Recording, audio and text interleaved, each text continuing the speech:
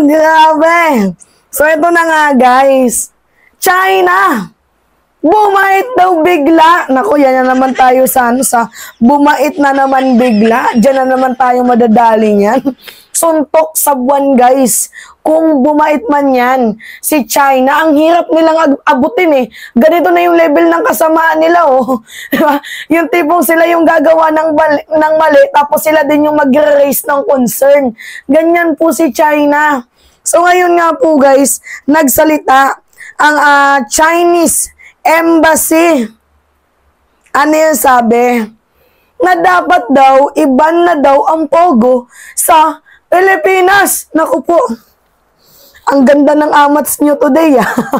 Ang ganda ng amats nyo today, ah. Lakas ng concern nyo, ah. Lakas maka-conservative, ah. In the first place, kayo nag-ooperate dito nyan, eh. Ban yan sa lugar nyo, dinala nyo dito sa Pilipinas, tapos ngayon, sasabihin nyo na iba na lang dapat ang pogo. Anyway, pwedeng maging issue kasi dito, guys, para i-cover up nila si Duterte. Pwedeng ganun, eh. Pwedeng ganun yung possibilities kung kaya't nasasabi nila yung mga bagay na to. Alam nyo, natatawa talaga ako dito sa China, no? Kung matatandaan nilang ninyo. Nung way back January, January to April, ano yung sabi? Ano yung naririnig nating balita? Na yung mga website is na-hack. Diba? Kabilang yung OWA, yung Philippine government, yung Philippine Coast Guard. Ang daming kinds ng website ng Pilipinas ang tinatry na i-hack. Tapos malaman-laman natin yung salarin dito, si China. Nung nabuklo na si China ang salarin, ang sabi nila sa atin, hindi kami yan. What if tulungan namin kayo para ma-trace natin kung sino yung mga hacker. I-track daw nila kung sino yung mga hacker. Sila yung nag-offer na tutulungan nila tayo. Na in the first place, diba, sila yung nang-hack. Tapos nung nabisto sila, sasabihin nila, hindi kami nang-hack. Instead yung gawin namin, tulungan na lang namin kayo. Ganon yung ginawa nila, guys. Diba mga tanga, no? Kung saan pa lang sila nabuklo, doon sila magpapakita ng ng kabutihan ko, no? O ganito din yung nangyayari sa sa Pogo. Sila yung nag-ooperate. Ngayon na nabisto sila, nadali sila, nalaman sila. Ngayon, sasabihin nila na dapat yung Pogo iba na yan kasi nagiging source yan ng ng crime rate, nagiging source yan ng corruption, mga ganyan-ganyan. Di ba nga mga gago? Or pwede din naman, pang-cover up nila sa issue ni Duterte. Di ba? Tinatago nila itong si Digong kasi baka malay mo, magkabisto-bisto pa yung ibang mga tauhan na inilagay ni Digong dito sa Pogo. Pwedeng ganon. Pero ngayon, ito yung balita. Pakinggan muna natin. Umapila ang Chinese Embassy sa Pilipinas na ipagbawal na ang mga Philippine Offshore Gaming Operators o Pogo sa bansa. Ayon sa Embahada ng China, ito'y dahil nagiging ugat na ng mga seryosong krimen ang Pogo, gaya ng kidnap for ransom, human trafficking at murder. Dagdag pa ng Chinese Embassy, nagdudulot na ng panganib sa Pilipinas at China ang mga Pogo na nagbibigay dungis sa imahe at interes ng dalawang bansa. Muling binigyang diin ng Embahada ng China ang kanilang commitment na protektahan ang karapatan at interes ng Chinese citizens. Kaya't naniniwala ang mga ito na dapat nang iban ng Pilipinas ang mga Pogo. Inilabas ng Chinese Embassy ang pahayag kasunod ng ginawang raid sa isang Pogo hub sa Porac, Pampanga, kung saan nasagip ang ilang mga dayuhan, kabilang na ang mga Chinese na biktima ng torture. Maangas, no?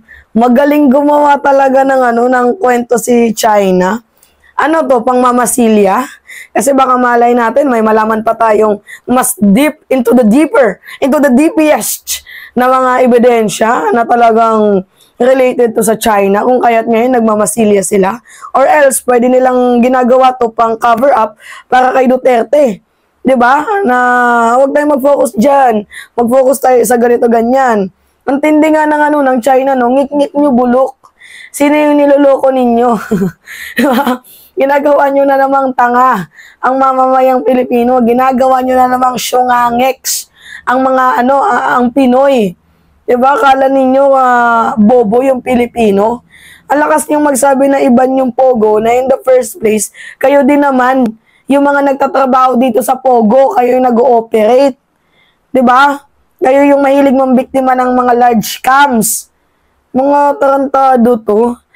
Kaya nga yung sinasabi ko sa inyo guys, itong China na to, gagawa sila ng katarantaduhan, tapos pag nabisto, biglang aanga-anga, biglang magiging mabait.